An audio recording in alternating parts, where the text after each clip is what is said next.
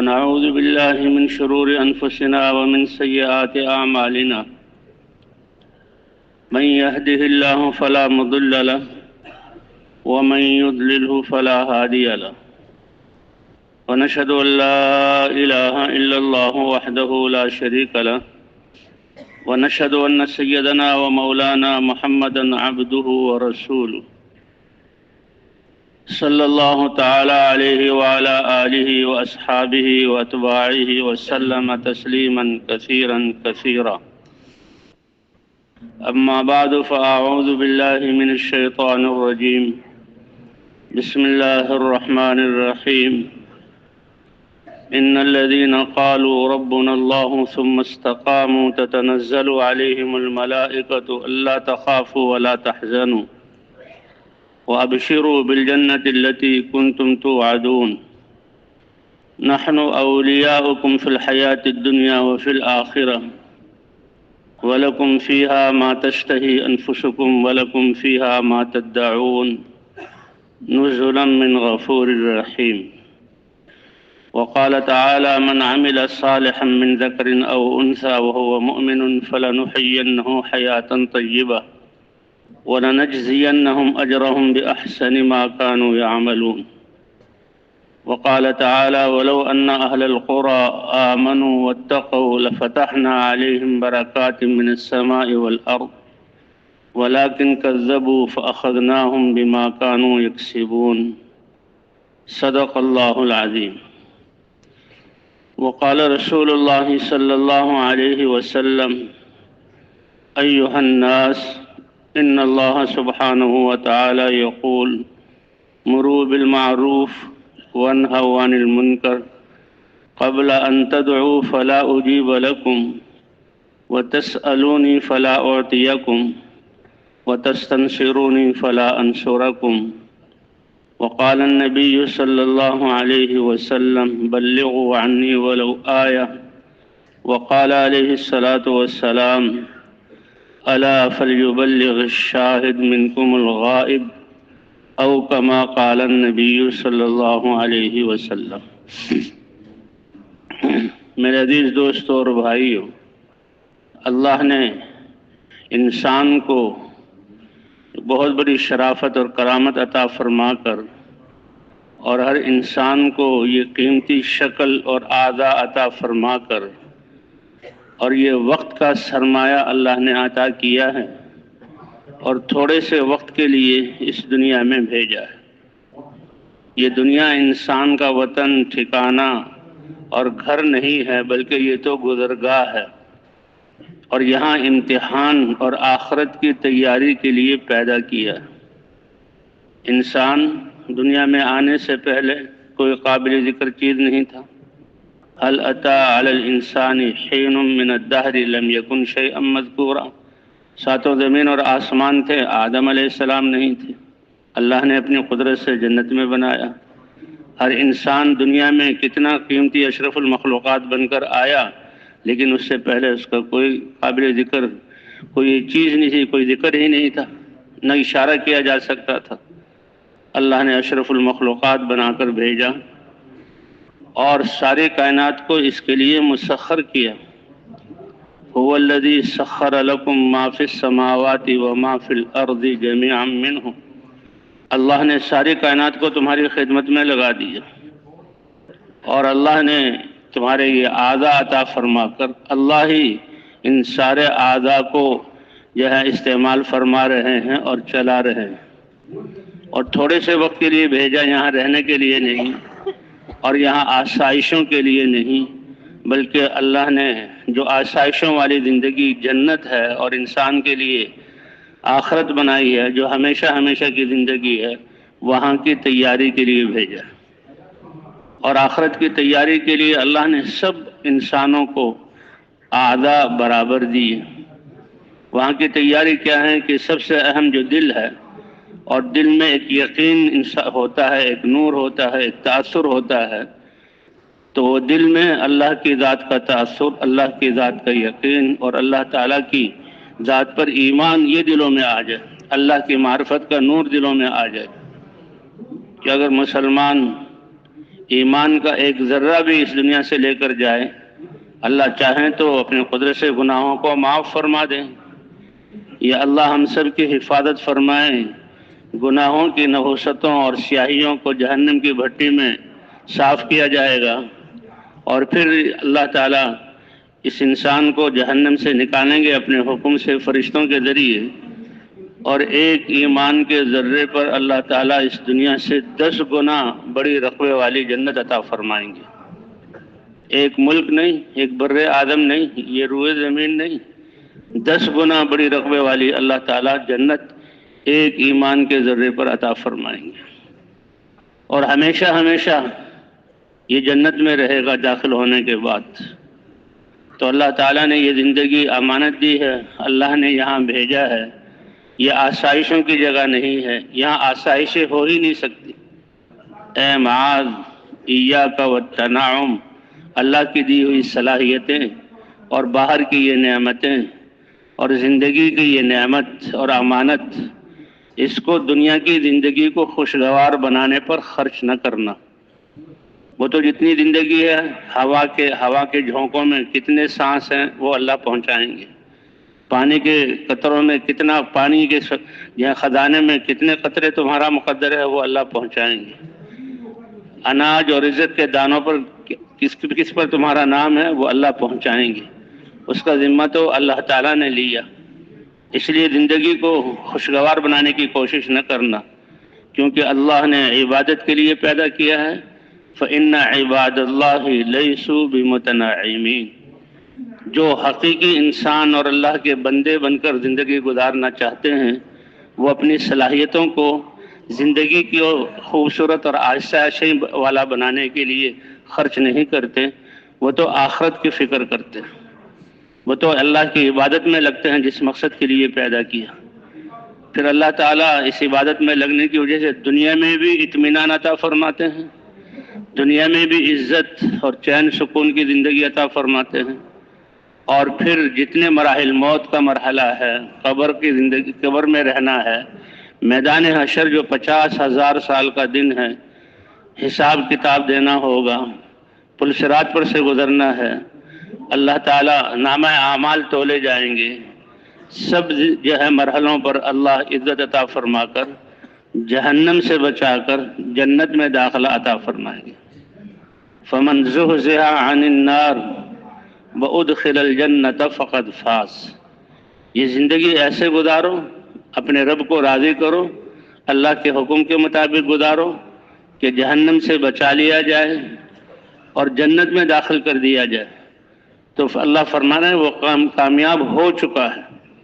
جیسے گزری ہوئی بات جو ہو چکی ہے یقینی ہے، تو اس سے زیادہ یقینی کہ جو جہنم سے بچا لیا گیا، جنت میں داخل کر دیا گیا، وہ کامیاب ہو گیا۔ اللہ تعالیٰ نے انسان کو اسی کے لیے بھیجا دنیا میں، آخرت کی تیاری کے لیے۔ زندگی کی یہ امانت اللہ نے عطا فرمائی ہے۔ دنیا کی زندگی بہت تھوڑی ہے، اور پھر اجر وہ ہمیشہ ہمیشہ کا ہے۔ التعب موقت والاجر مؤبد۔ عمل کا وقت جس میں اپنے آپ کو تھکانا ہے، بہت تھوڑی سی زندگی ہے، اور اس کا اجر اور ثواب اور نعمتیں اور کامیابی ہمیشہ ہمیشہ کی۔ اللہ کے رسول صلی اللہ علیہ وسلم نے فرمایا، اعمار امتی ما بین 60 و 70۔ اللہ نے میری امت کی عمر عمومی طور پر 60 اور 70 کے درمیان کی ہے، بہت سے کم لوگ اس سے زیادہ زندگی بھی پائیں گے۔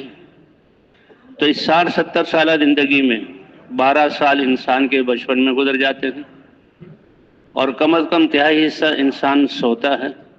بچپن میں اللہ کا کوئی امر نہیں، لیکن تربیت ماں باپ کے ذمے کہ بالغ ہوتے جو اللہ کے احکام آئیں گے، ہر نماز، ہر روزہ، ہر عمل ایسا کامل، مکمل اور نورانی ہو کہ اللہ کے دربار میں پیش ہو، اللہ خوش ہو جائے۔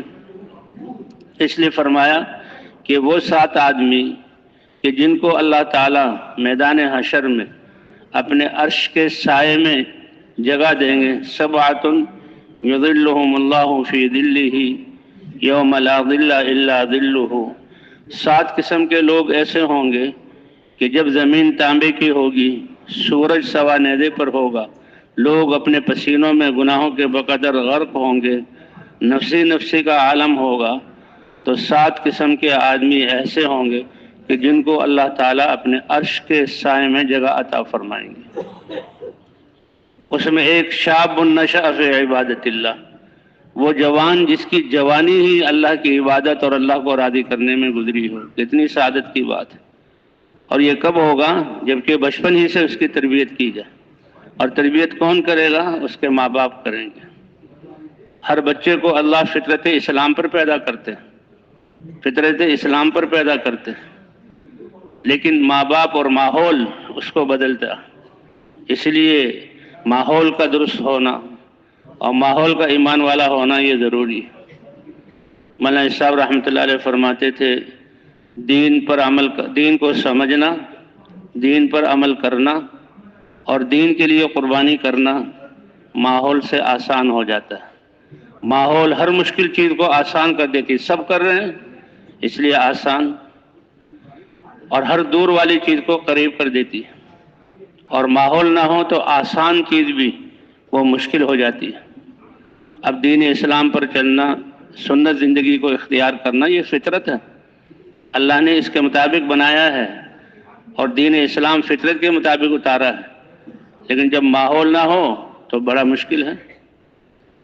حضرات انبیاء کرام اپنی قوموں کے پاس اسی وقت آتی تھی جب لوگ فطرت سے ہٹ جاتے تھے، اللہ کے دین سے دور ہو جاتے تھے اور اپنی ہلاکت کے اسباب جمع کر لیتے تھے۔ جیسے اللہ جسموں کے رب ہیں اور رزق کی ذمہ داری لی ہے، رزق پہنچاتے ہیں، اسی طرح اللہ روح کے بھی رب ہیں۔ روح آسمانوں سے آئی ہے تو اس کی غذا بھی وحی اور اللہ کے دین کی اور احکام کی صورت میں آسمانوں سے آتی تھی، اور حضرات انبیاء کرام کو یہ ذمہ داری دی جاتی تھی۔ حضرات انبیاء کرام علم لے کر آتے تھے، لیکن اس علم کو زندگیوں میں زندہ کرنے کے لیے لوگ تو کافر ہیں، اللہ کو مانتے ہی نہیں، یا ان میں طلب ہی نہیں ہے، نافرمان اور سرکش بنے ہوئے ہیں۔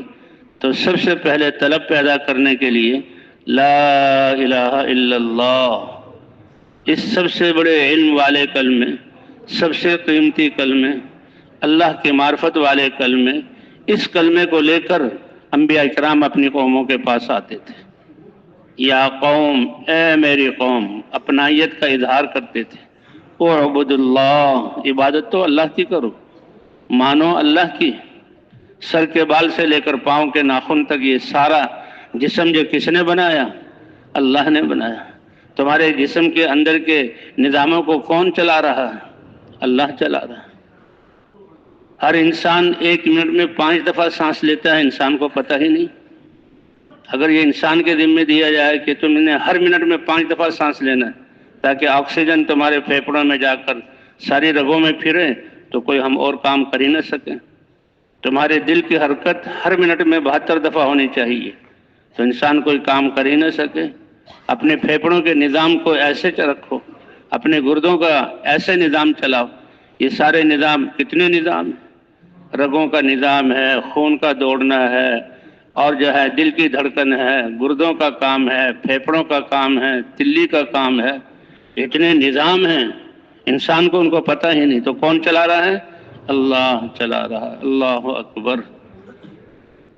تو وہ اللہ جو خالق بھی ہے، مالک بھی ہے، تو اس کو راضی کرنا یہ سب سے بڑی بات ہے۔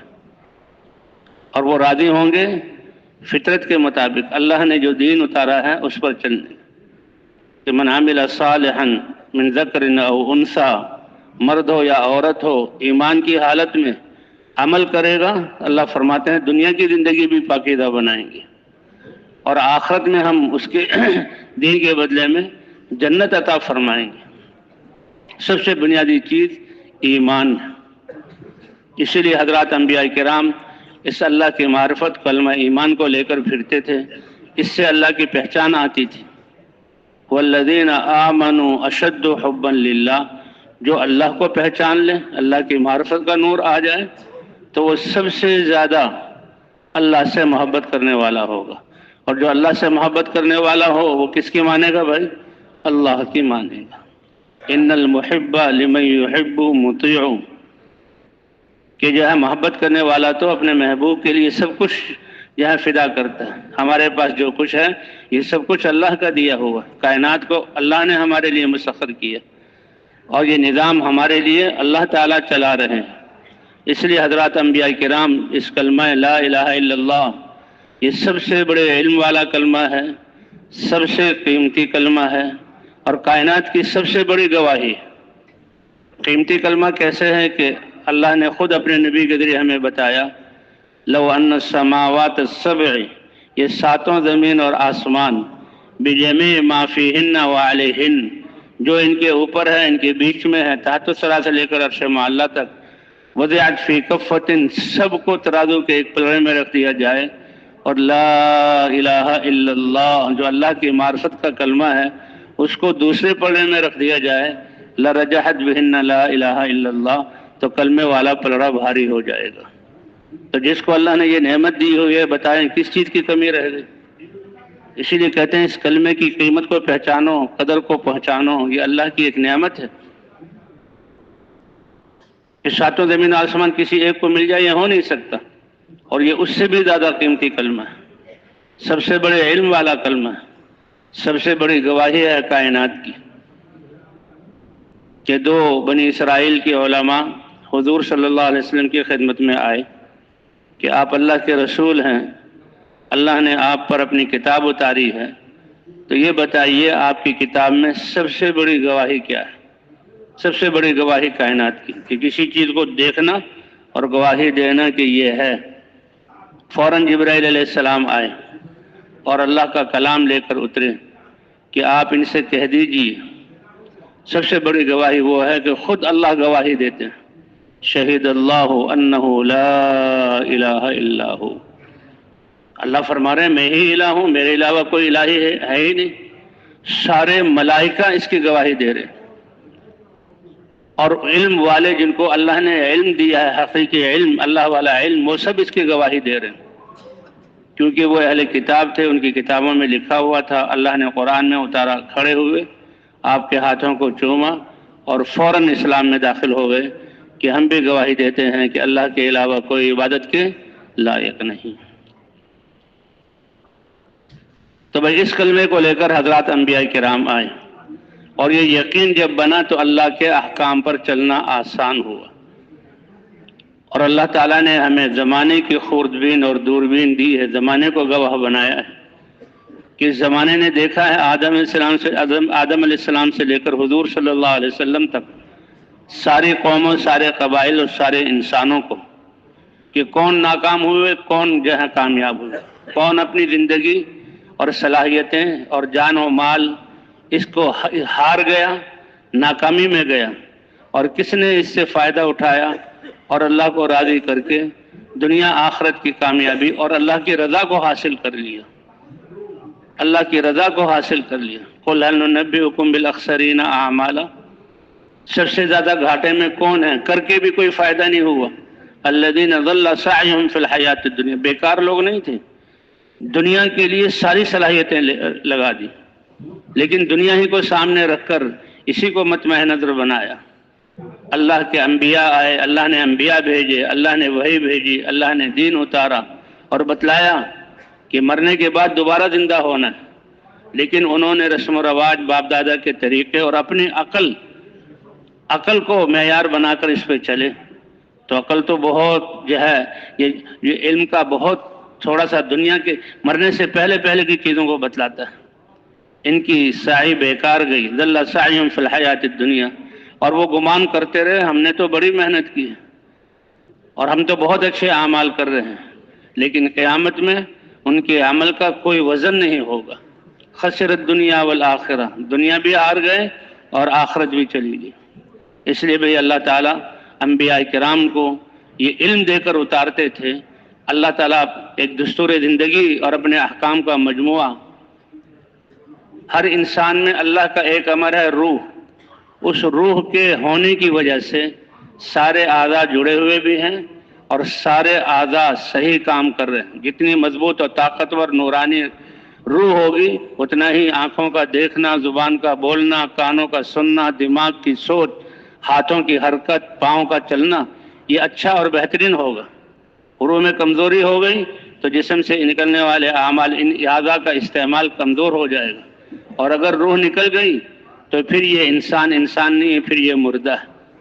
پھر یہ جڑے ہوئے اعضاء الگ الگ ہو جائیں گے، اور صرف الگ الگ نہیں ہوں گے بلکہ یہ کیڑوں کی غذا بنیں گے، اور پھر اتنا ہی نہیں ہوگا بلکہ مٹی بن جائیں گے۔ پھر اللہ تعالیٰ دوبارہ زندہ کریں گے۔ تو حضور صلی اللہ علیہ وسلم نے ایک دفعہ فرمایا، اے ابو سفیان، اللہ کی قسم تم سب مرو گے۔ تو مرنا تو یقینی ہے، جو انسان آ رہے ہیں وہ آخرت کی طرف جا رہے ہیں، اس کو تو سب مانتے ہیں، کوئی انکار نہیں کر سکتا۔ ثم لتبعثن، پھر تم کو دوبارہ زندہ کیا جائے گا، کیونکہ اللہ نے انسان کو آخرت کے لیے بنایا، جنت میں رہنے کے لیے بنایا، زندگی امانت دی، یہ اتنا خوبصورت جسم اور یہ صلاحیتیں عطا کی، ساری کائنات کو مسخر کیا کہ تھوڑی سی زندگی میں تیاری کر کے سرمایہ جمع کر کے آ جاؤ اور جنت میں ٹھکانہ بنا لو۔ تو تم مرو گے اور دوبارہ زندہ کیے جاؤ گے۔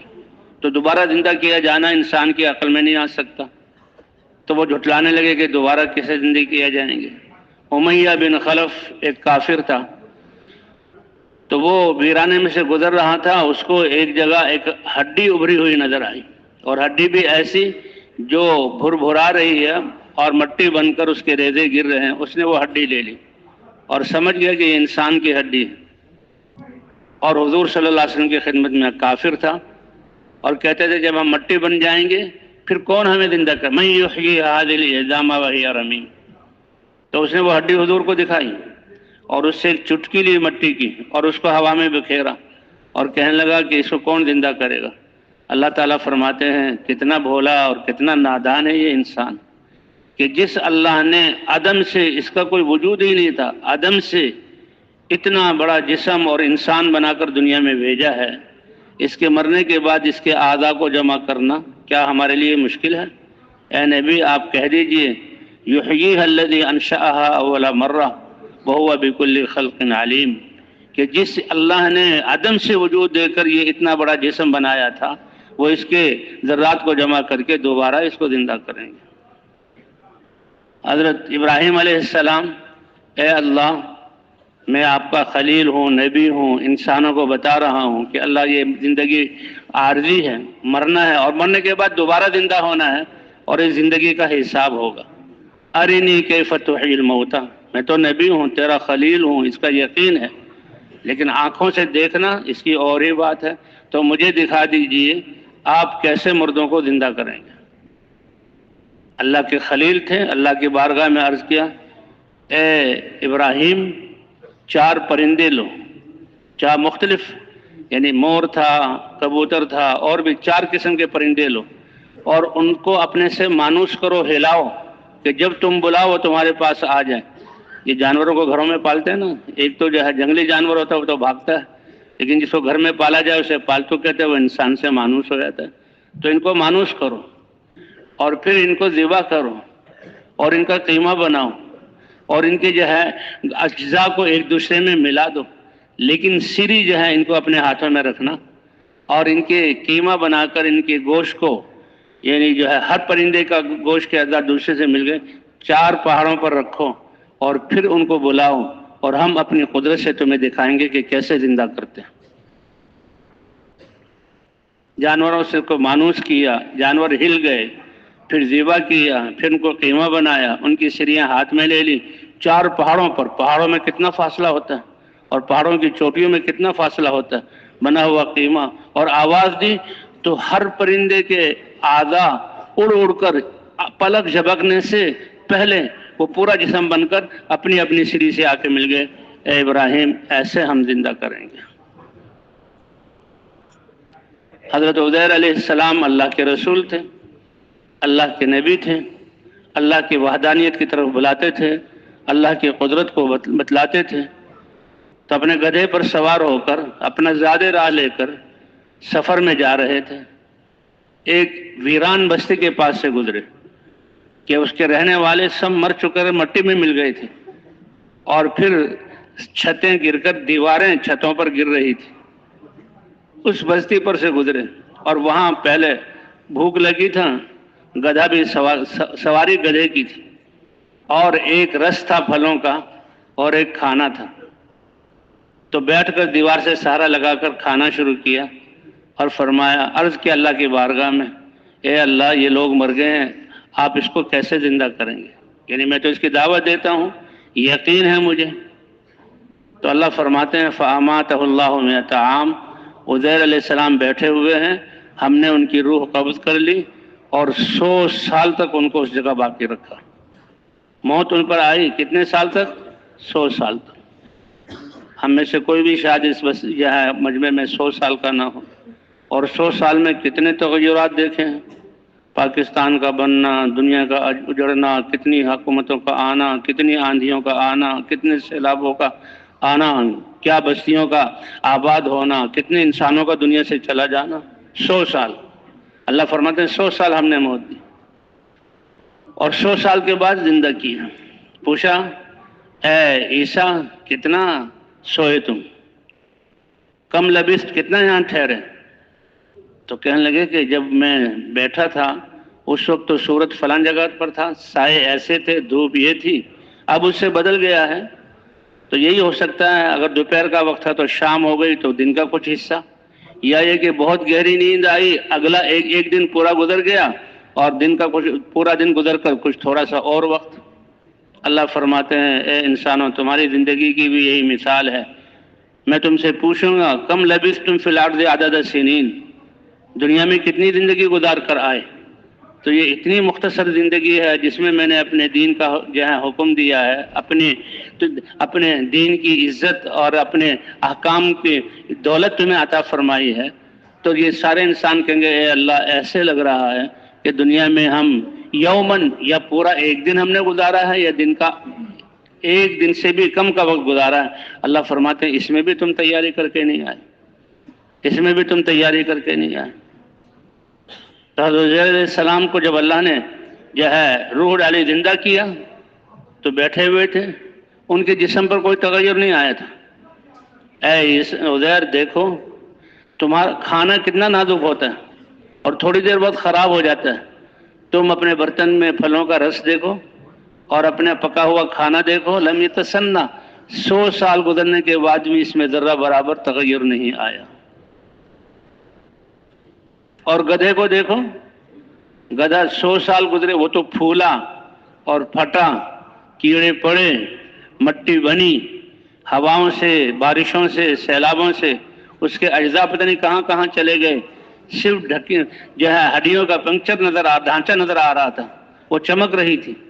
تم دیکھو ابھی انہیں آنکھ کھول کر جھپکی نہیں تھی کہ اللہ تعالیٰ نے دوبارہ اس گدھے کو پورا جسم دے کر زندہ کر دیا. ہاں، وما امر الساعۃ الا کلمح البصر. اللہ ایسی قدرت والے ہیں کہ دنیا میں آدم علیہ السلام سے لے کر آج تک قیامت تک آنے والے انسانوں کی تاریخ ہزاروں سال پر محیط ہے. اور کس ترتیب سے آئے ہیں؟ فرمایا ان سب کو اس زمین کو دوبارہ پیدا کر کے اور بغیر ڈھلوانوں اور پہاڑوں کے برابر بنا کر، تانبے کا بنا کر، اور سارے انسانوں کو ہم زندہ کر کے میدان حشر میں جمع کریں گے. اور اس کے لیے کتنا وقت؟ تم آنکھ بند کر کے کھولتے ہو جسے آنکھ کا جھپکنا کہا جاتا ہے، اس میں تو وقت لگتا ہے. اللہ اس سے کم زمانے میں یہ سارا منظر قائم کر دیں گے.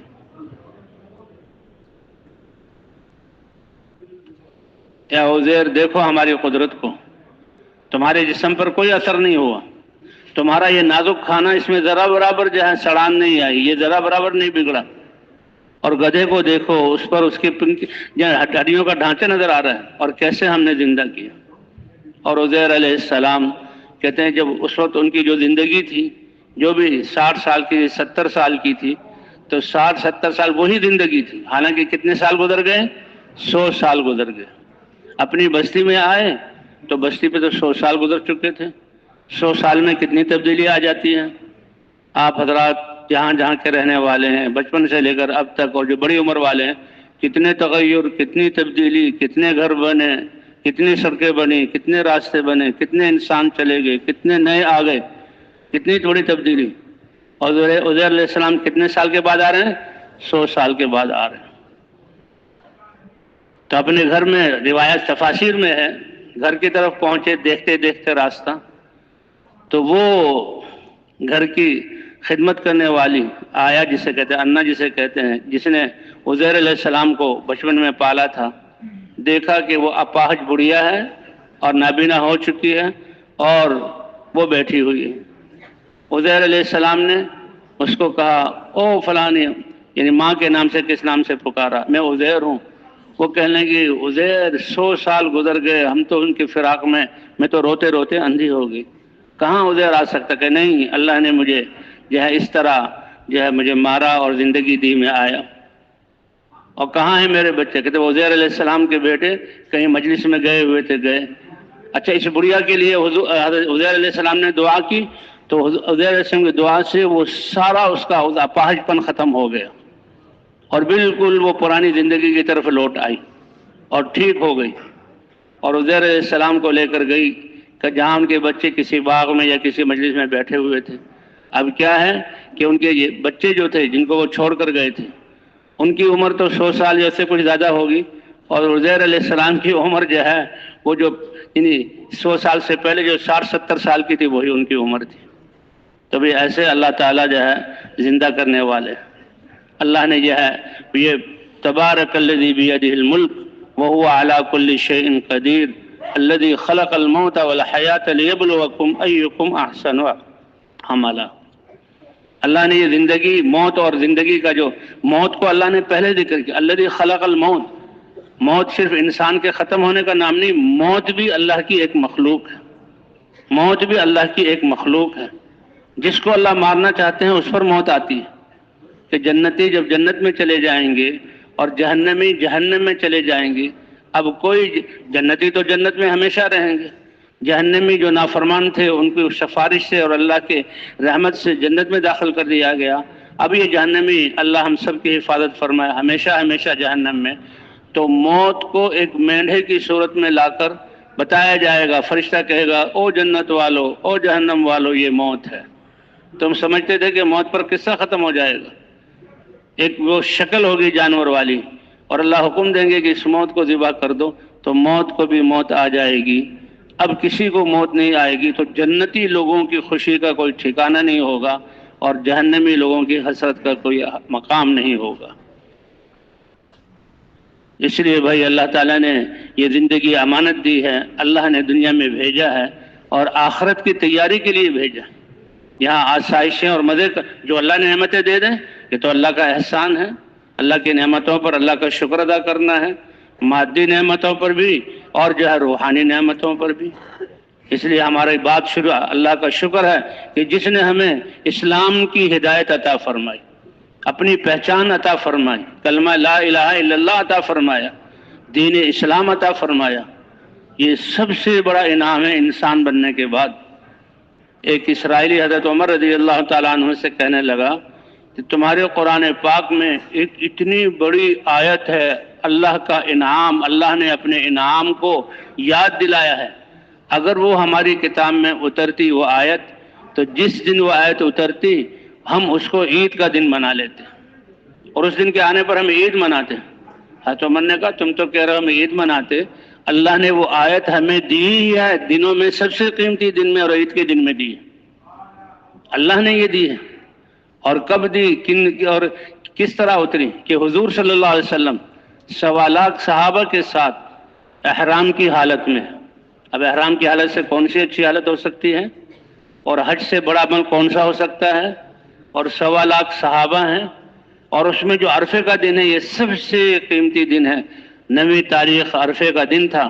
حضور صلی اللہ علیہ وسلم 1.25 لاکھ صحابہ کے ساتھ احرام کی حالت میں روئے زمین کی اور آسمان زمین کی روئے زمین پر آسمان زمین کی ان فضاؤں میں اس سے بہتر مجمع کبھی بھی کسی نے نہیں دیکھا تھا۔ اللہ کے رسول اللہ سے دعا کر رہے ہیں، اس وقت اللہ نے یہ آیت اتاری، الیوم اکملت لکم دینکم، اے صحابہ اور اے میرے نبی، آج ہم نے تمہارے لیے تمہارا طریقہ زندگی کامل کر دیا۔ واتممت علیکم نعمتی، یہ اللہ کا احسان ہے، کسی سے اب کچھ پوچھنے کی ضرورت نہیں، کسی طرف جھانکنے کی ضرورت نہیں، اللہ نے جب دین پورا کر دیا اس لیے کہتے ہیں کہ ایک دفعہ حضرت عمر رضی اللہ تعالیٰ عنہ اپنے باغات اور کھیتوں سے گھر کی طرف آ رہے تھے، راستے میں یہود جو مدینہ میں تھے وہ اپنے بچوں کو اپنے مذہب کی تعلیم دیتے تھے، ان کی درسگاہیں تھیں، وہاں وہ پڑھا رہے تھے، تو وہاں سے ایک صحیفہ مل گیا، ایک کاغذ ملا جو تورات کتاب کا حصہ تھا۔ حضرت عمر نے لیا، پڑھنا جانتے تھے، بڑے خوش ہو گئے کہ قرآن کا علم تو ہے، اللہ نے ہمیں دیا ہے، حضور پر قرآن اتر رہا، مجھے یہ تورات کا صحیفہ بھی مل گیا، اس لیے میں اس کو پڑھوں۔ وہ لوگ ہوتے ہیں نا کہ جی سارے مذاہب اور سارے لوگوں کے افکار کو پڑھو، نہیں بھائی نہیں، قرآن نے ہمیں سب سے مستغنی کر دیا۔ اس لیے کہتے ہیں کہ جس کو قرآن مل گیا اور وہ اپنے آپ کو باقی دنیا والوں کے علوم سے غنی نہ سمجھے، ہاں یہ غنی کر دینے والی ہے، اب کسی چیز کی ضرورت نہیں، تو وہ اپنے علم کی ذاتی میں صحیفے کو پڑھتے ہوئے حضور کی خدمت میں آئے اور حضور سے کہا یا رسول اللہ مجھے تورات کا یہ ورقہ ملا ہے اور میں یہ پڑھ رہا ہوں، اور اس میں لگ گئے۔ اللہ کے رسول صلی اللہ علیہ وسلم کا چہرہ سرخ ہو گیا، رگیں پھول گئی اور آپ غصے میں آ گئے، لیکن حضرت عمر وہ اس کے پڑھنے میں لگے ہوئے تھے۔ حضرت ابوبکر رضی اللہ تعالیٰ نے اس بات کا احساس کیا، او عمر تمہاری ماں تمہیں گم کر دے اور تم پر روئے، کیا کر رہے ہو، دیکھتے نہیں اللہ کے رسول کو؟ تو جب حضور صلی اللہ علیہ وسلم کو دیکھا تو حضرت عمر کو تنبہ ہوا اور وہ صحیفہ رکھ دیا اور فرمایا اے عمر قرآن کے اترنے کے بعد بھی تم کسی اور چیز کو دیکھتے ہو؟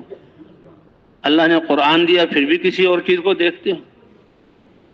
قرآن میں تو جو کچھ نبیوں کو دیا گیا وہ سارا دیا، اور قرآن میں اللہ تعالیٰ نے اس سے زیادہ دیا۔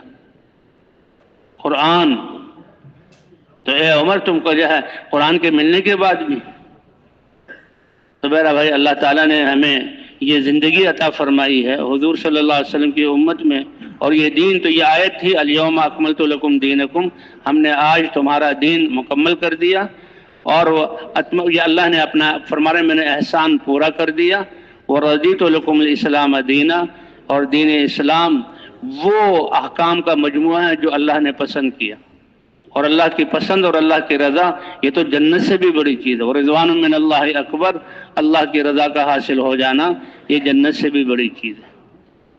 تو اللہ تعالیٰ نے ہمیں انسان اشرف المخلوقات بنا کر اور دنیا میں بھیجا ہے، اور اسے کلمے کی نعمت عطا فرمائی ہے، اور دین اسلام عطا فرمایا ہے، اور حضرت محمد صلی اللہ علیہ وسلم کی امت میں ہونے کا شرف بخشا ہے۔ تو یہ زندگی آخرت کی تیاری کے لیے دی ہے، آسائشوں کے لیے نہیں، تھوڑی سی زندگی۔ اللہ کے رسول فرماتے ہیں میری امت کی عمریں ہی 60-70 سال ہوں گی، 12 سال تمہارے بچپن میں گزر گئے، روزانہ تہائی یا حصہ یا چوتھائی حصہ تم سوتے ہو، اور باقی تھوڑی سی زندگی اس میں اللہ کی مانو، کتنے بڑے اعزاز کی بات ہے۔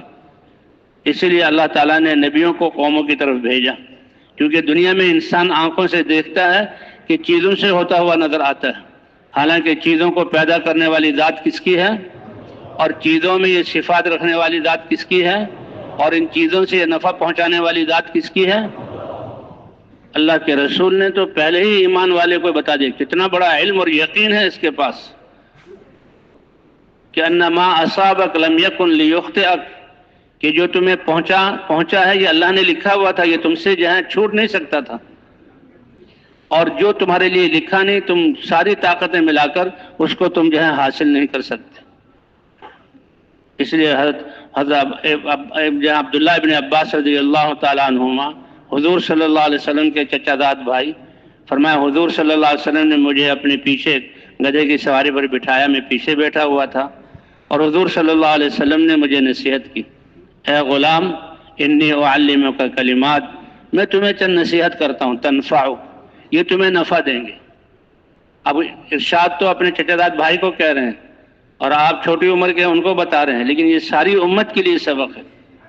کیا ہے؟ احفظ اللہ، اللہ کے دین کی حفاظت کرو، اللہ کے دین کو اپنی زندگی میں زندہ کرو، تو تم تو اپنی استعداد اور صلاحیت کے مطابق اللہ کے دین پر چلو گے، جتنا یعنی پورا اس میں کوتاہی مت کرو۔ یحفظ کا، اللہ اپنی قدرت کے ساتھ تمہاری حفاظت فرمائیں گے، کتنی بڑی بات ہے۔ احفظ اللہ یحفظ کا، تم اللہ کے دین کی حفاظت کرو، اللہ تمہاری حفاظت فرمائیں گے۔ احفظ اللہ تجدہ تجاہک، اللہ کے دین کی حفاظت کرو، اللہ کو ہر وقت اپنے ساتھ پاؤ گے۔ کتنی بڑی بات ہے۔ اور کا اس بات کا یقین کر لو ان ما اصابک لم یکن لیخطئک، جو تمہیں ملا ہے یہ تم سے جانے والا نہیں تھا، اور جو تمہیں نہیں ملا وہ تمہیں مل نہیں سکتا تھا۔ اور یہ فرمایا کہ تم سب کے سب جو ہے اگر ساری کائنات جمع ہو کر تمہیں فائدہ پہنچانے پر جمع ہو جائے اور اللہ وہ فائدہ نہ پہنچانا چاہیں تو سارے فرشتے، جنات اور ساری کائنات مل کر تمہیں فائدہ پہنچا نہیں سکتے، اور کسی نقصان سے بچانا چاہیں اور اللہ وہ نقصان پہنچانا چاہتے ہیں تو اس نقصان سے بچا نہیں سکتے۔ اللہ نے یہ تقدیر میں لکھ دیا ہے، رفعت الاقلام وجفت الصحف، صحیفوں پر لکھا جا چکا، اللہ نے اپنے علم سے لکھا ہے۔ تو بھائی اللہ تعالیٰ نے ہمیں انسان بنا کر تھوڑے سے عرصے کے لیے پھر حضرت محمد صلی اللہ علیہ وسلم کی امت میں ہونے کا شرف بخشا ہے، اور اللہ نے ہمیں نعمت اسلام اور اللہ نے اپنے راستے میں نکلنے کی توفیق دی۔ اس دین کی محنت کے لیے کتنے فضائل ہیں اس کے۔ حضور صلی اللہ علیہ وسلم اپنے دولت قدر سے باہر تشریف لائے، دیکھا چند صحابہ بیٹھے ہوئے ہیں، حضور صلی اللہ علیہ وسلم کے پاس آئے، میرے صحابہ کیا کر رہے ہو؟ صحابہ بھوک اور پیاس کی وجہ سے جسم ان کے دبلے، اور لباس ان کے، کہتے ہیں لباس ہمارا پھٹا ہوا لباس ہوتا تھا، کمر اور پیٹ کا کچھ حصہ نظر آتا تھا تو ہم اوٹ کر کے بیٹھتے تھے شرم کی وجہ سے۔ تو حضور صلی اللہ علیہ وسلم تشریف لائے، میرے صحابہ کیا کر رہے ہو؟ اے اللہ کے رسول، نعمت اسلام کے ملنے پر اللہ کا شکر ادا کر رہے ہیں، اللہ کی تسبیح اور تقدیس کر رہے ہیں۔ یعنی یہ وقت اتنا قیمتی ہے، اتنا قیمتی ہے، اتنا قیمتی ہے کہ کوئی سانس بھی ہمارا اللہ کے ذکر کے بغیر، نماز کے اوقات ہیں اور اس کی ایک خاص صورت ہے، ہر عمل کا کوئی نہ کوئی وقت ہے، لیکن ذکر یہ تو ہر وقت، ہاں کہ ذکر اللہ کو یاد کروں، اور اللہ کے ذکر کرنے سے دلوں کو اطمینان ہوتا ہے۔ اے اللہ کے رسول، ہم نعمت اسلام کے ملنے پر اللہ کا شکر ادا کر رہے تھے اور اللہ کی تسبیح اور تقدیس کر رہے تھے۔ جسے رات حیات الصحابہ میں حضور صلی اللہ علیہ وسلم نے کیسے کیسی تسبیحات اور کیسے کیسے جو ہے کلمات بتلائیں۔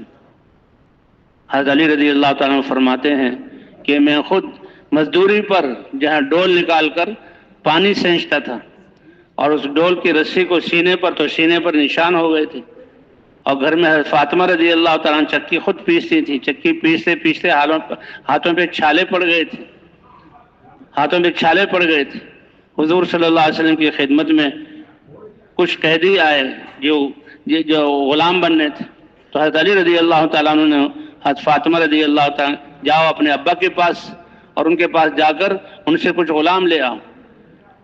تو وہ گئی اور شرم کی وجہ سے جو ہے وہ کچھ بات اپنے باپ کے والد صاحب کے سامنے ذکر نہ کر سکی۔ حضور صلی اللہ علیہ وسلم خود تشریف لائے اور حضور نے پوچھا کیا بات ہے؟ حضرت علی نے کہا یا رسول اللہ اس لیے گئی، کیا میں تمہیں اس سے اچھے کلمات نہیں بتاؤں جو مجھے جبرائیل علیہ السلام نے بتائے ہیں کہ ہر نماز کے بعد سبحان اللہ یہ 33 مرتبہ، الحمدللہ 33 مرتبہ اور اللہ اکبر 34 مرتبہ۔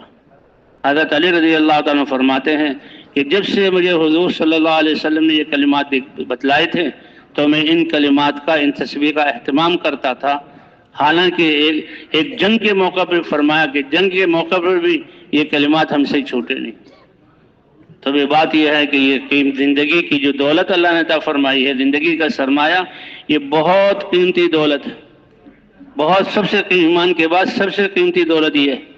کیوں؟ اس لیے کہ اس میں یعنی جو آخرت کا سرمایہ، ایمان کی لہریں اور اللہ کے احکام کو ماننا، کہتے ہیں ایمان کے بعد سب سے بڑی جو ہے اللہ نے کا حکم ہے وہ نماز کا ہے، ایمان کے بعد نماز کا۔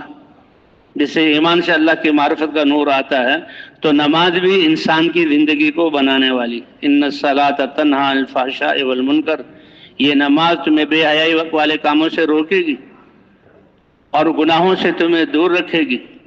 اس لیے کہتے ہیں ہم اپنے بچوں کی تربیت کرنا چاہتے ہیں جہاں ان کا ایمان اور اخلاق بنائے۔ 7 سال کا بچہ ہو جائے تو نماز کا حکم کرو اور نماز سکھاؤ، 10 سال کا ہو جائے تو نماز نہ پڑھنے پر اس کی تادیبی کارروائی کرو، تاکہ پہلی نماز جو اللہ کے دربار میں پیش ہو تو ماں باپ نے ایسی محنت اور ایسی تربیت کی ہو کہ اللہ اس کی پہلی نماز کو دیکھ کر خوش ہو جائے۔ جی ہاں، یہ نماز صحابہ کرام فرماتے ہیں کہ ایک صحابی تھے جو اسلام میں داخل ہوئے اور ابھی نئے نئے اسلام میں داخل ہوئے تھے، ان کی پرانی کچھ باتیں تھیں جو ان سے سرزد ہو جاتی تھی۔ صحابہ کرام نے حضور سے شکایت کی، اے اللہ کے رسول، فلاں اسلام میں تو داخل ہوا لیکن پرانی عادتیں ابھی چھوٹی نہیں۔ حضور صلی اللہ علیہ وسلم نے فرمایا، تم نماز پڑھتے ہوئے دیکھتے ہو اس کو؟ کہا جی ہاں، کہ یہ نماز جو ہے تمام ان برے کاموں سے اس کو روک دے گی۔ اس لیے کہتے ہیں بھی سب سے دعوت کے ذریعے، لا الہ الا اللہ کی دعوت کے ذریعے سب سے پہلے اپنے یقین کو بنایا جائے، ایمان کو مضبوط کیا جائے، اور پھر 100% مسلمانوں کو نماز والا بنایا جائے، کیونکہ نماز ایک ایسی عبادت ہے 5 دفعہ اللہ تعالیٰ اپنے گھر بلواتے ہیں کہ اس میں صحیح حج ہے، انسان حج میں جاتا ہے، مال بھی لے کر جاتا ہے، جان بھی لے کر جاتا ہے، کتنے دنوں احرام کی حالت میں ہوتا ہے، کھاتا بھی ہے، پیتا بھی ہے، سوتا بھی ہے، باتیں بھی کرتا ہے۔ روزہ ہے، سال میں یا 1 مہینے روزے کے دوران تجارت اور باقی کام بھی چلتے ہیں، لیکن نماز تو ایک ایسا پیارا عمل ہے کہ جناب جب اللہ اکبر کہتا ہے تو پاؤں کے ناخن سے لے کر سر کے اعضاء تک سارے اعضاء کو، حتیٰ کہ دل اور دماغ کو بھی اللہ کے حکم کا پابند کر دیتا ہے۔ اللہ کو سب سے زیادہ اس لیے فرماتے ہیں جعلت قرۃ عینی فی الصلاۃ، حضور صلی اللہ علیہ وسلم نے فرمایا میری آنکھوں کی ٹھنڈک نماز میں بنا دی گئی۔ وہ تو 50 نمازیں اللہ تعالیٰ نے عطا فرمائی تھی۔ حضور صلی اللہ علیہ وسلم اللہ کے دربار میں معراج کی رات میں اللہ کے دربار میں پیش ہوئے، اور اللہ کے سامنے پیش کیا کیا؟ التحیات للہ والصلوات والطیبات، اے اللہ میری ساری بدنی عبادتیں، مالی عبادتیں، قولی عبادتیں، یہ میں آپ کے سامنے پیش کرتا ہوں۔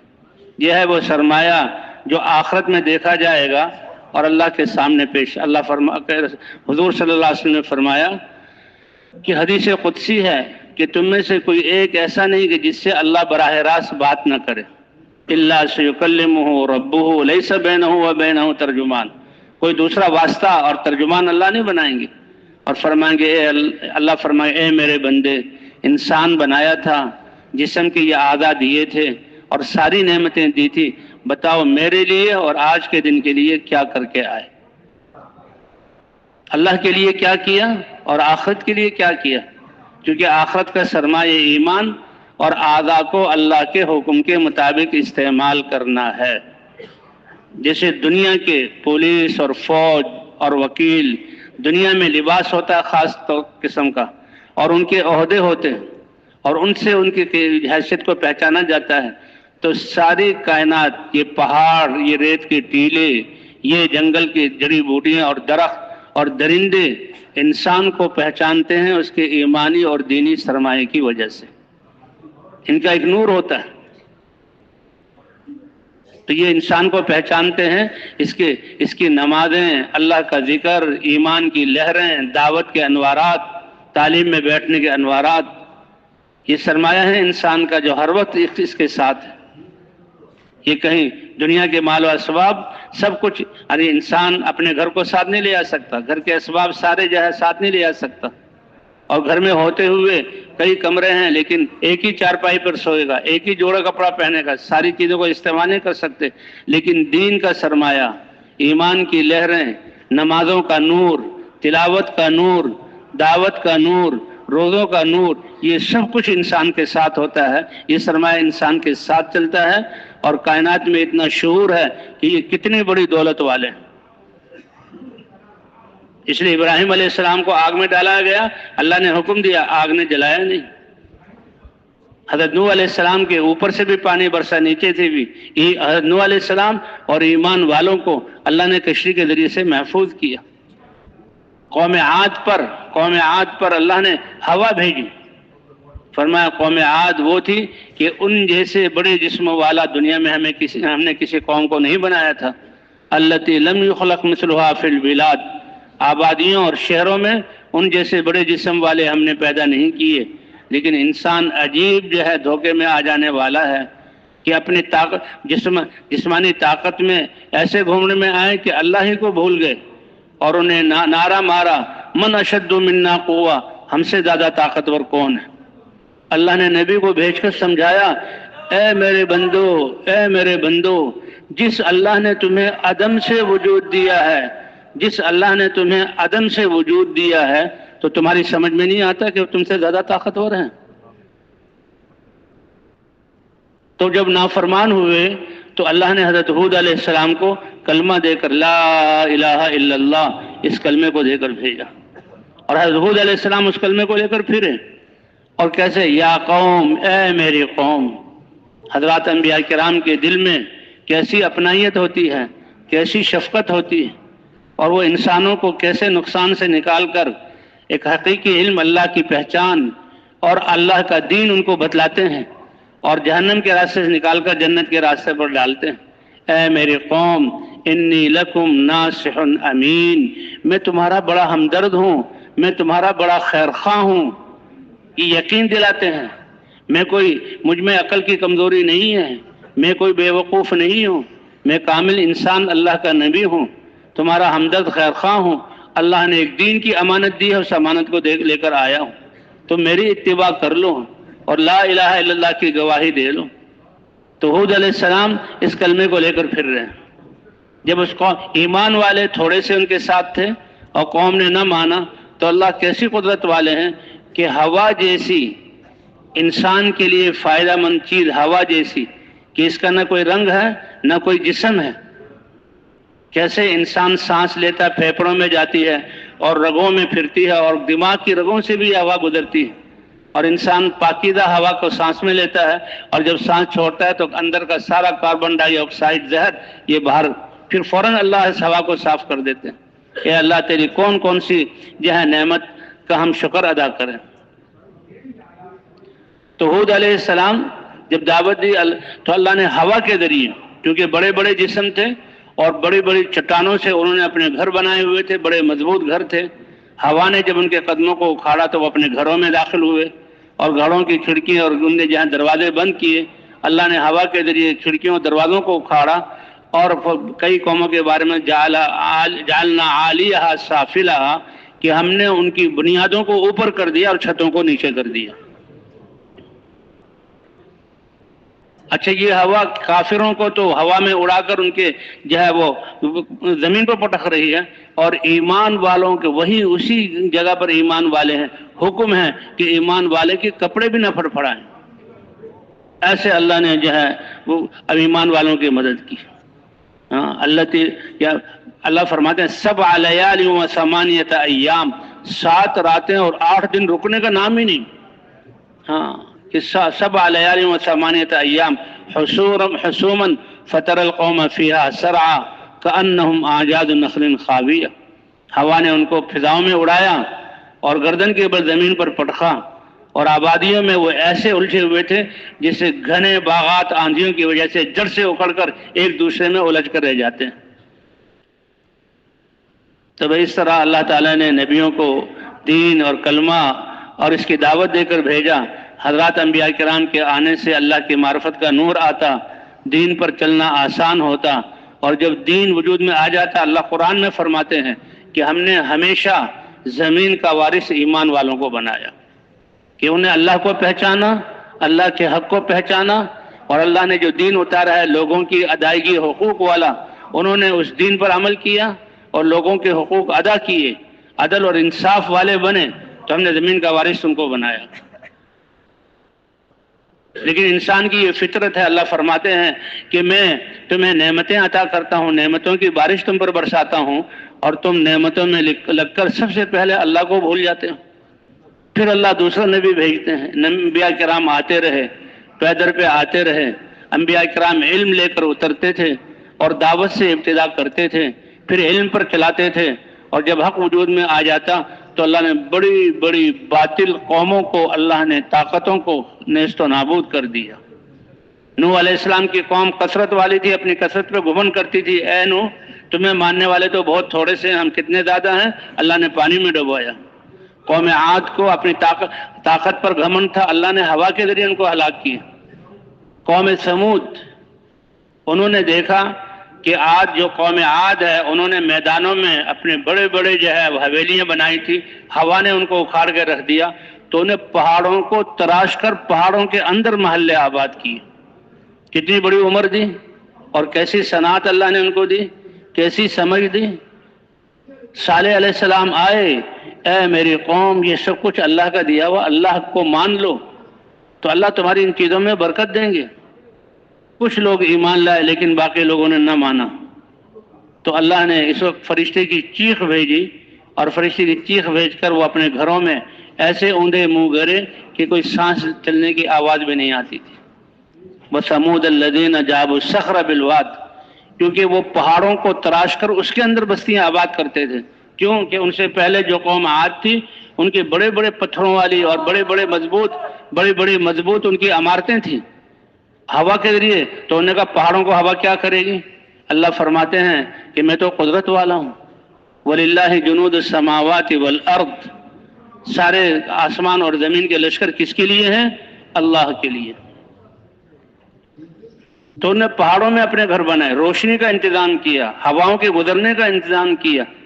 اللہ نے نبی بھیجے، ٹھیک صالح علیہ السلام، اے میری قوم اللہ کو تو پہچانو، اللہ پر ایمان تو لے آؤ، اور اللہ کے اتارے ہوئے دستور زندگی جو میں لے کر آئے اس پر عمل کرو۔ اللہ تمہیں دنیا میں بھی تمہاری بنا دیں گے، آخرت بھی بنا دیں گے۔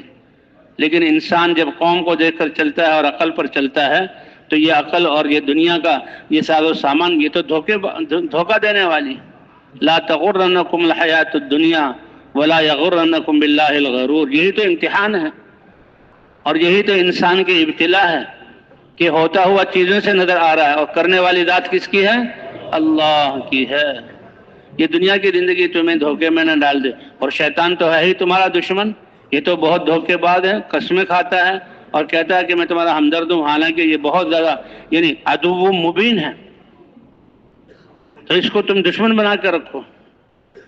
تو صالح علیہ السلام نے جب دعوت دی تو چند لوگ ایمان لے آئے، اللہ نے فرشتے کی چیخ کے ذریعے ان کے کلیجے پھاڑے اور ان کو ایمان والوں کے علاوہ باقی سب کا نام و نشان مٹا دیا۔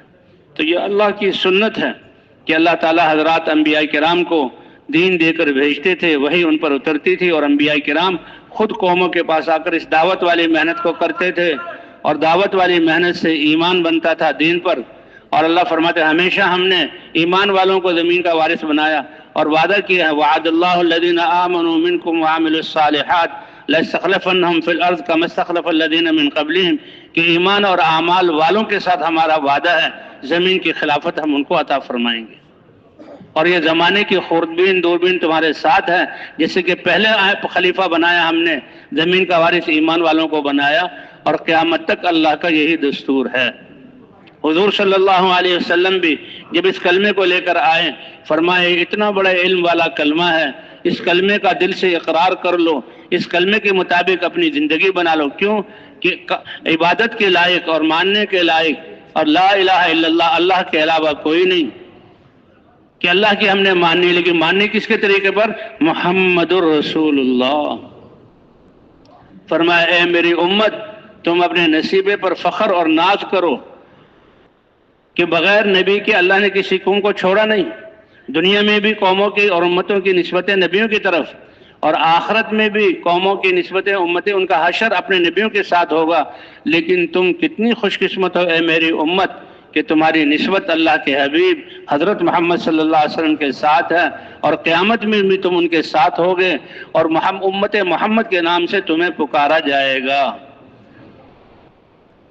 فرمایا تمہارے لیے خوش نصیبی کی بات ہے کہ میرے جیسا نبی تمہیں عطا فرمایا، اور میرے لیے خوش نصیبی کی بات ہے ایک تو اتنی بڑی امت عطا فرمائی، اور پھر وہ امت عطا فرمائی کہ امت ہوتے ہوئے کام وہ نبیوں والا کرے گی، کام نبیوں والا۔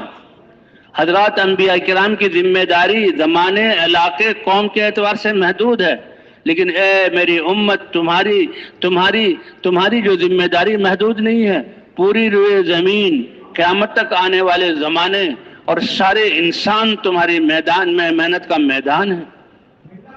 کہ جی میں تجارت کرتا ہوں، لوگوں کے گھروں میں چیزیں پہنچ جائیں، میں جہاں انجینئر ہوں لوگوں کے گھر بناتا ہوں، اور میں جہاں ڈاکٹر ہوں لوگوں کا علاج کرتا ہوں۔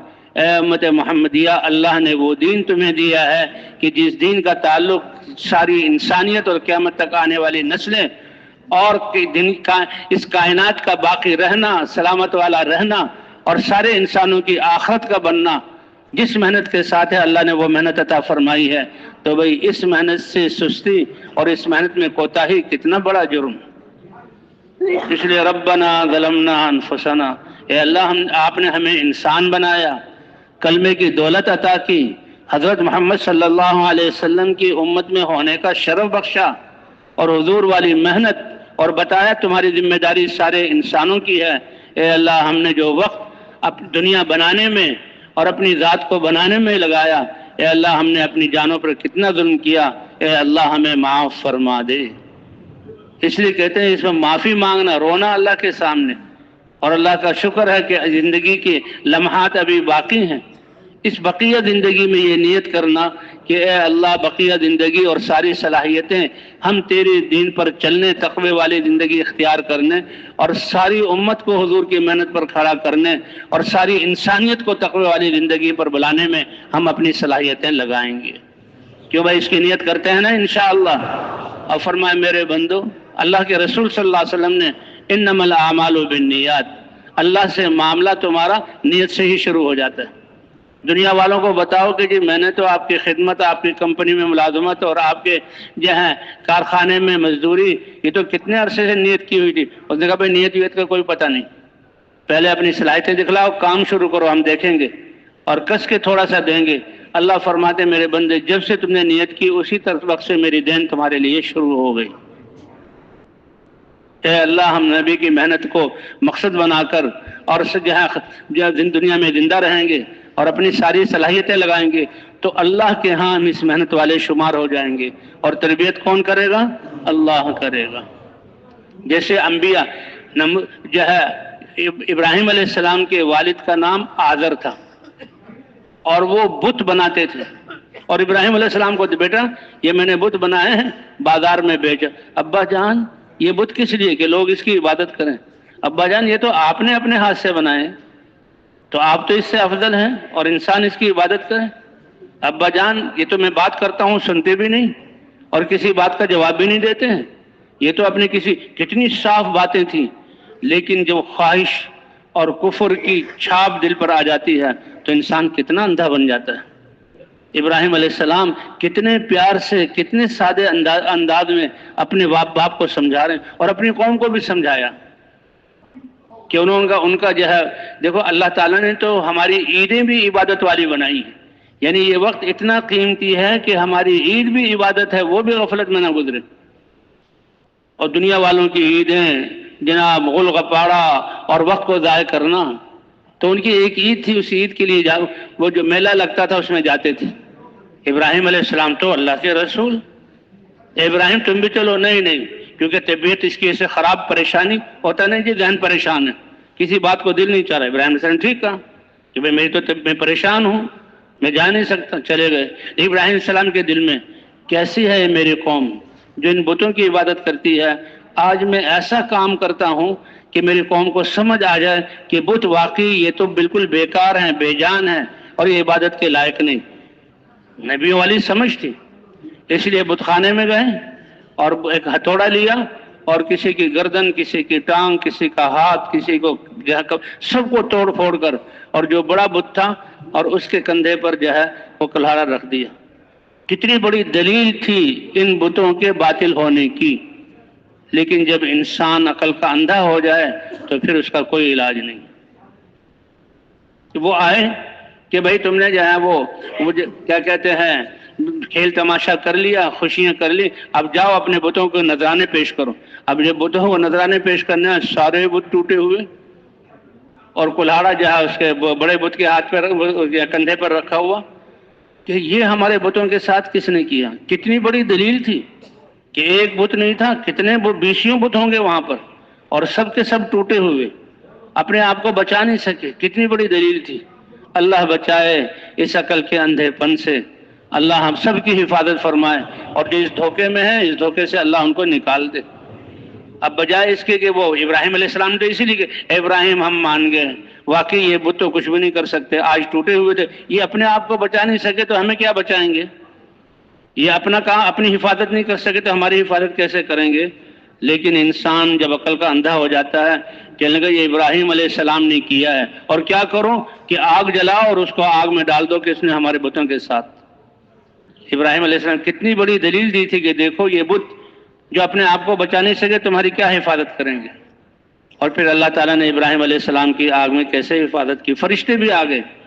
جبرائیل علیہ السلام، اے ابراہیم یہ پہاڑوں کا فرشتہ ہے، اگر ان کو کہو تو یہ پہاڑوں کو ملا کر ان کو پیس دیں، اور یہ ہواؤں کا فرشتہ ہے، اس کو حکم دو تو یہ ہوا اڑائے اور آگ انہی پر ڈال دے، اور یہ بارش کا فرشتہ ہے، اس کو حکم دو تو یہ آگ بجھا دے۔ فرمایا حسبی اللہ، یہ تمہارا اور تو اللہ کا معاملہ ہے، اگر اللہ نے تمہیں حکم دیا ہے تو اللہ کے حکم کو مانو۔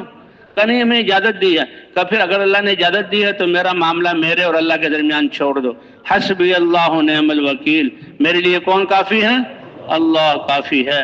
ابراہیم علیہ السلام کو ڈالا گیا، اللہ نے آگ کو آگ ہوتے ہوئے یا نار کونی بردا وسلاما علی ابراہیم، اے آگ آگ ہوتے ہوئے ابراہیم علیہ السلام کے لیے ٹھنڈی، اور اتنی ٹھنڈی بھی نہیں تکلیف دینے والی ہو، سلامتی والی ہو جا۔ 40 دن روایت میں آتا ہے ابراہیم علیہ السلام نے اس آگ میں گزارے، اللہ نے وہ راحت اور اطمینان عطا فرمایا جو شاہی محلات میں رہتے تھے وہ اس میں بھی نہیں ملا تھا۔ تو دلوں کو سکون دینے والی چیز کون سی ہے؟ تو اس طرح انبیاء آتے رہے۔ سب سے آخر میں سارے نبیوں کے سردار حضرت محمد صلی اللہ علیہ وسلم دین لے کر آئے، قرآن لے کر آئے، لیکن آپ پر نبوت کا دروازہ بند کر دیا گیا۔ آپ آخری نبی ہیں۔ فرمایا میں آدم علیہ السلام سے لے کر مجھ تک یہ انبیاء، ان کا مجموعہ ایک خوبصورت عمارت ہے۔ عمارت میں اینٹیں لگتی ہیں، تو سب سے پہلی اینٹ آدم علیہ السلام تھے، اور میرے آنے تک یہ عمارت مکمل ہو گئی۔ ایک اینٹ کی جگہ خالی تھی، اب میرے آنے پر وہ عمارت مکمل ہو گئی، اب میرے بعد کوئی نبی نہیں آئے گا۔ اور تم بھی، جب میں آخری نبی ہوں تو تم بھی آخری امت ہو، تمہارے بعد کوئی امت نہیں۔ تو حضور صلی اللہ علیہ وسلم کی ختم نبوت، اس کا تقاضا تو یہ تھا کہ حضور صلی اللہ علیہ وسلم روز قیامت تک زندہ رہتے۔ جیسے نوح علیہ السلام کو ان کی عمر 1200 سال آتی ہے، 950 سال تو دعوت کی ہے، کیسے 950 سال، 950 سال۔ اے میرے رب، دن کو بھی میں نے ان کو دعوت دی، راتوں کو بھی دعوت دی، جب ان کے پاس آتا ہوں تو کانوں میں انگلی ٹھونس کے بیٹھ جاتے ہیں۔ بیان کرنے والے کے سامنے چند آدمی کانوں میں انگلیاں ٹھوس لے تو وہ آگے بات نہیں کر سکتا، اور کپڑے سمیٹ لیتے ہیں اور بھاگ پڑتے ہیں۔ قربان جائیں نوح علیہ السلام کی استقلال کے۔ اللہ نے نبیوں کے قصے ذکر کیے ہیں قرآن پاک میں، ان کی دعوت کے طرز کو ذکر کیا ہے کہ کیسے انبیاء اپنائیت کا اظہار کر کے، اور میں تمہارا ہمدرد اور خیر خواہ ہوں، اور اس امانت کے پہنچانے میں سب کچھ لگانے والا ہوں۔ اللہ تعالیٰ نے کتنی بڑی جہاں ہمارے شرافت بخشی ہمیں حضور صلی اللہ علیہ وسلم کی امت میں پیدا کر کے۔ فرمائے میرا احسان ہے کہ ہم نے اپنے نبی کو 63 سال کے لیے دنیا میں بھیجا، اور 23 سال ان سے محنت کروائی، اور پھر ان کو اپنے پاس بلا لیا، اور آپ کی ختم نبوت کی وجہ سے ہم نے آپ کی امت کو اس کام کے لیے چنا۔ انبیاء کے لیے استعفاء، جی ہاں، پسند کرنا، اختیار یا چننا، اجتباء، برگزیدہ بنانا، یہ جو الفاظ نبیوں کے لیے ہیں وہ سارے الفاظ اس امت کے لیے اللہ تعالیٰ نے قرآن پاک میں ذکر کیے۔ پسند کیا گیا، چنا گیا، برگزیدہ بنایا گیا، کہ ہمارا احسان ہے کہ حضرت محمد صلی اللہ علیہ وسلم کو ہم نے کچھ عرصے کے لیے بھیجا۔ وجاہدوا فی اللہ حق جہادہ هو اجتباکم، کہ تم اپنی جان اور مال کو اللہ کے کلمے کو بلند کرنے کے لیے لگاؤ، یہ اللہ نے تمہاری ڈیوٹی مقرر کی ہے، اور اس کے لیے اللہ نے چنا ہے۔ اس لیے صحابہ کرام، تابعین، تبع تابعین جب تک اس فریضے کو پورا کر رہے تھے، دنیا کی کوئی طاقت ان کا مقابلہ نہیں کر سکی اور ان کے سامنے رک نہیں سکی۔ صحابہ کرام، ان کے جسم فقر و فاقے کی وجہ سے بالکل راڑ کی طرح پتلے ہوتے تھے، اور کیا کہتے دین کی محنت کی وجہ سے ان پر پورے کپڑے بھی نہیں ہوتے تھے، اور تعداد بھی ان کی کم، اور ہتھیار بھی ان کے پاس نہیں، لیکن اللہ کی مدد کو لے کر میدانوں میں اترتے تھے، اور کیا کہتے تھے؟ ابتعثنا اللہ، ہمیں کس نے بھیجا ہے؟ اللہ نے بھیجا ہے۔ ابتعثنا اللہ، بھیجنے والا بھیجے ہوئے کے ساتھ ہوتا ہے، ہمیں اللہ نے بھیجا ہے۔ اور کس نیت سے جاتے تھے؟ آج کروڑوں نوجوان اسلامی ممالک سے غیروں کے ملکوں میں گئے ہوئے ہیں، لیکن دینے کے لیے نہیں، ان سے لینے کے لیے۔ اور صحابہ کرام جاتے تھے، کہتے ہمیں کچھ نہیں چاہیے۔ وہ کہتے کس لیے آئے ہو؟ کیا تمہارے علاقے کی گرمی نے تمہیں ستایا ہے؟ ٹھنڈے علاقوں نے کہا نہیں، تمہارے علاقوں کی ٹھنڈک کو استعمال کرنے کے لیے نہیں۔ کیا تمہاری بھوک نے تمہیں ستایا ہے؟ کھانا لینے آئے؟ کہا نہیں۔ کیا تمہارے جسم ننگے ہیں، گرمی سردی سے تم تنگ ہو یا تو لباس نے؟ کہا نہیں، ہمیں اللہ نے بھیجا، ہم خود نہیں آئے۔ تو اسی طرح بھائی اس دعوت کے لیے یہ سمجھایا جا رہا ہے کہ ہم میں سے ہر ایک اس بات کا یقین کر لے کہ ہم اللہ کی طرف سے بھیجے ہوئے ہیں، اس لیے جس کام کے لیے اللہ نے بھیجا ہم نے وہ مقصد بنا کر کرنا ہے۔ تو اس کے لیے تیار ہیں بھائی انشاءاللہ کہ اللہ نے ہمیں بھیجا ہے۔ لِنُخْرِجَكُم مِّنْ عِبَادَةِ الْعِبَادِ إِلَىٰ عِبَادَةِ رَبِّ الْعِبَادِ۔ تم مخلوق کے سامنے جھک کر، کتنا انسان ہوتے ہوئے انسانوں کے سامنے اپنے آپ کو ذلیل کیا ہوا، اور ان کے آرڈروں اور حکم کی قید میں تم مقید اور زنجیروں میں پھنسے ہوئے ہو۔ اس قید اور پابندی سے نکال کر ایک اللہ جس کا حکم ساری کائنات میں چلتا ہے اس کے سامنے جھکانے کے لیے آئے ہیں۔ کتنی بڑی عزت ہے۔ من عبادت العباد الى عبادت رب العباد۔ کسی چودھری کے گاؤں میں رہتے ہوئے چودھری کے خلاف بات کرو گے تو وہ اطمینان سے نہیں رہ سکتا، تو یہ کائنات اللہ کی، اللہ کو ناراض کر کے جو ہے ہم دنیا میں اطمینان سے رہ سکتے ہیں؟ تو کائنات کی اور مخلوق کی عبادت سے نکال کر اللہ کی عبادت کی طرف۔ وَمِن جَوْرِ الْأَدْيَانِ إِلَىٰ عَدْلِ الْإِسْلَامِ، حکومتوں کے اور جو ہے قوموں کے بنائے ہوئے قانون، یہ اس میں نقص ہے، اس میں ہر طاقتور کا اپنے سے نیچے والے کو دبانا ہے اور اس پر ظلم کرنا ہے۔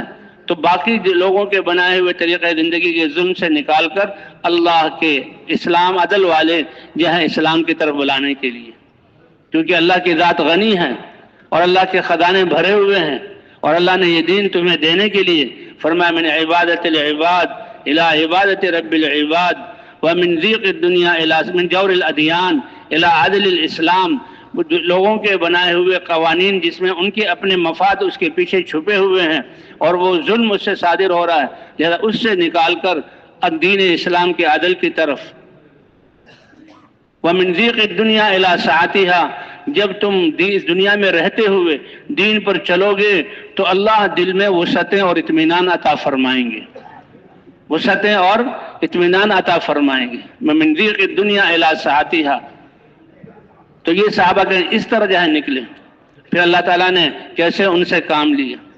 حضور صلی اللہ علیہ وسلم نے فرمایا بدأ الدین غریبا وسیعود کما بدأ، کہ میں جب اس دین کو اور اس کلمے کو لے کر آیا تو لوگ رسم و رواج اور کفر اور شرک میں اس طرح دھسے ہوئے تھے کہ میرا دین ان کے لیے بہت اوپرا تھا، حالانکہ یہ فطرت والا دین ہے اور اللہ کی طرف سے اتارا ہوا دستور زندگی ہے، لیکن حضور صلی اللہ علیہ وسلم کی قربانی اور صحابہ کرام کی مسلسل قربانیوں سے یہ دین سب سے زیادہ محبوب بن گیا صحابہ کرام کا۔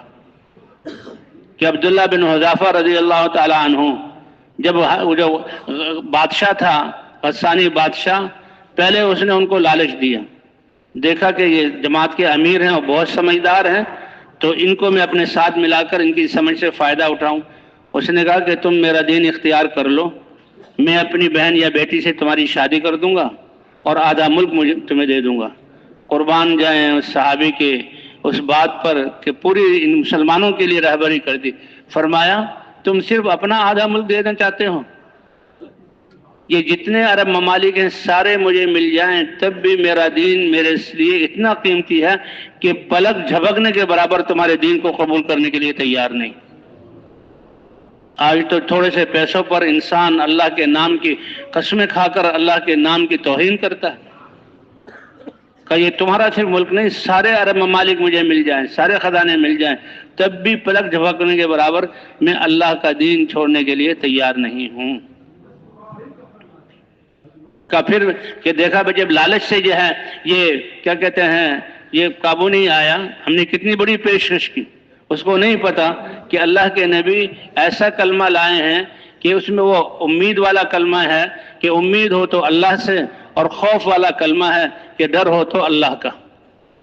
جو اللہ سے ڈرے گا تو اللہ کسی چیز سے اس کو ڈرنے نہیں دیں گے، جو اللہ سے امید باندھ لے گا اللہ کسی کے حوالے اس کو نہیں کریں گے۔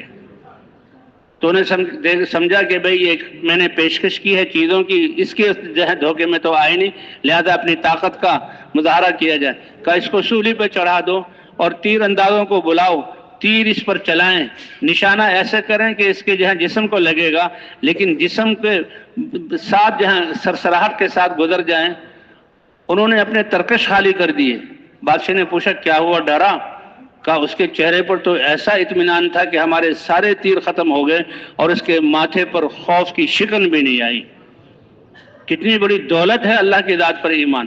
کیوں کہ جو تیر مجھے لگنا لکھا ہوا ہے، چاہے یہ سارے تیر انداز یہاں نہ وہ مجھے لگ کر رہے گا، اور اگر کوئی تیر میرے جسم پر لگنا اور نقصان اللہ نے نہیں لکھا، یہ تیر انداز کیا ساری دنیا کے تیر انداز آ جائیں، ساری دنیا تیر لے لے اور نشانہ کرے تو کوئی تیر میرا نقصان کر نہیں سکتی۔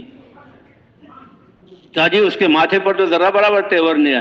کہا نہیں، وہ ہماری طاقت کو سمجھا نہیں، ہم اس سے اور زیادہ ایک ہیبت ناک منظر ایسا کرو کہ وہ کڑھائے آگ پر چڑھاؤ اور اس میں تیل ڈالو، اور پہلے ان کے دو ساتھیوں کو جب وہ تیل ابلنے لگے اس میں ڈال دو، اور یہ خود اپنی آنکھوں سے دیکھے کہ وہ کیسے کوئلہ بن گئے، تو اس کو پھر لے کر جاؤ، اور اگر یہ متاثر ہو تو واپس لے آؤ۔ جب ایسا منظر قصہ لمبا ہے تو ان کی آنکھوں سے آنسو آ گئے۔ بادشاہ کو بتایا گیا کہ وہ آدمی تو رو رہا ہے۔ کہا ہاں اب یہ سمجھا ہے جب اس کو یہ موت نظر آئی۔ بلایا، کہا دیکھا اب تو تم ڈر گئے اور رونے لگے۔ اور بادشاہ سلامت، تیری عقل اتنی کھوٹی اور اتنی بے قیمت ہے کہ تم میرے آنسوں کی قیمت نہیں سمجھ سکے۔ یہ آنسو کیوں نکلے ہیں کہ میں نے اے اللہ یہ جان تیری تھی، سب کچھ تیرے دین کے لیے لگایا، آخری جان کا نذرانہ تھا، اور وہ ایسے آگ میں اس میں ڈالتے ہی وہ روح نکل جائے گی۔ اے اللہ کاش میرے جسم میں جتنے بال ہیں اتنی روحیں ہوتی اور ہر روح کو اس طرح قربان کرتا، تب بھی تیرا حق ادا نہ ہوتا۔ یہ ہے مسلمان کی شان۔ کہا میں جو رویا ہوں اپنی کم بدعاتی پر، کم سر و سامانی پر، اللہ ہمیں بھی یہ سمجھ عطا فرما دے۔ آج اللہ کی دی صلاحیتوں اور نعمتوں اور زندگی کے اوقات کو ہم کہاں لگا رہے ہیں؟ تبلیغ کے ذریعے سارے لوگوں کو یہی سمجھایا جا رہا ہے، او دنیا بھر کے انسانوں اور مسلمانوں، اپنی صلاحیتوں کو اللہ کے دین کے لیے لگا لو۔ کہا میں تو وہ بادشاہ اتنا متاثر ہوا کہ ایک دم وہ پانی پانی ہو گیا، اور کہا تمہاری زبان سے جو الفاظ نکلے بہت قیمتی ہیں، میں تمہیں بھی چھوڑنے کے لیے تیار ہوں، تمہارے ساتھیوں کو بھی، کہ ایسا آدمی، ایسا روحانی آدمی۔ بادشاہ ان سے متاثر ہوا۔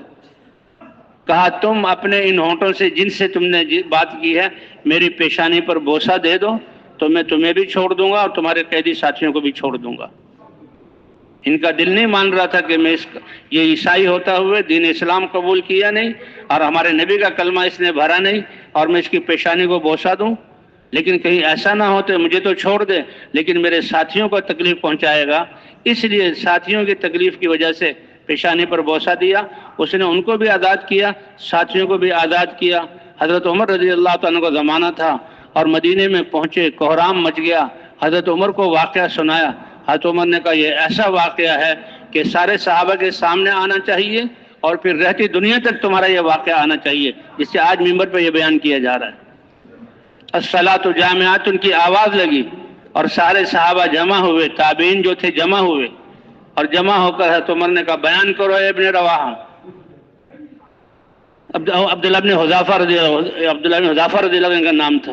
بیان کرو یہ سارا واقعہ بیان کیا۔ حضرت عمر نے دیکھا کہ انہوں نے جو اپنے ساتھیوں کی آزادی کے لیے اس کی پیشانی پر بوسہ دیا تھا، ان کے دل پر بوجھ ہے، تو اس بوجھ کو دور کرنے کے حضرت عمر نے فرمایا کہ عبداللہ بن حذافہ رضی اللہ تعالیٰ عنہ کو سب سے پہلے میں ان کی پیشانی پر بوسہ دیتا ہوں اور مسلمانوں سے کہتا ہوں کہ ان کی پیشانی پر بوسہ دیں۔ تو بھائی یہ تھی صحابہ کرام کے اپنے جان اور مال کو اللہ کے لیے لگانے والے۔ آج ہمیں اللہ تعالیٰ نے یہ کام دیا ہے، زندگی کی سانس اور صلاحیتیں باقی ہیں، ہم سب اس بات کا عزم کریں کہ اے اللہ بقیہ زندگی حضور کی محنت کو اپنی زندگی کا مقصد بنا کر ہم کریں گے اور ساری صلاحیتیں اس کے لیے لگائیں گے۔ تو بھئی کون کون تیار ہے اس کے لیے؟ کون کون تیار ہے؟ अल्लाह अकबर। कि ये बाद वाले जब दीन की मेहनत करेंगे तो अल्लाह ही उनको उनकी तरबियत फरमाएंगे। ए ईसा, तुम्हारे बाद एक उम्मत आएगी, तो वो उम्मत ऐसी होगी, ऐसा उनका ईमान होगा, हर नेमत के मिलने पर अल्लाह का शुक्र अदा करेंगे और हर नागवारी पर सब्र करेंगे। हाँ भाई ना, ये ईमान ऐसा जो नागवारी, किसी को कुछ नहीं कहना, जो नागवारी आई मेरे अल्लाह की तरफ से आई है और अल्लाह ने मेरे दर्जात को बुलंद करने के लिए और गुनाहों को माफ़ करने के लिए मुझ पर नागवारी भेजी है।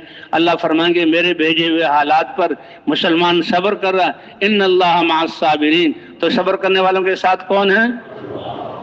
और इन्नमा युवफ़्फ़स साबिरून अजरहुम बिग़ैरि हिसाब। फरमाते हैं कि तराजू, जो क़यामत वाला तराजू जिसमें सातों ज़मीन और आसमान का, सब्र वालों के अजर के लिए तो तराजू भी एक तरफ और सब्र करने वालों को तो बगैर हिसाब के अल्लाह अजर अता फरमाएंगे।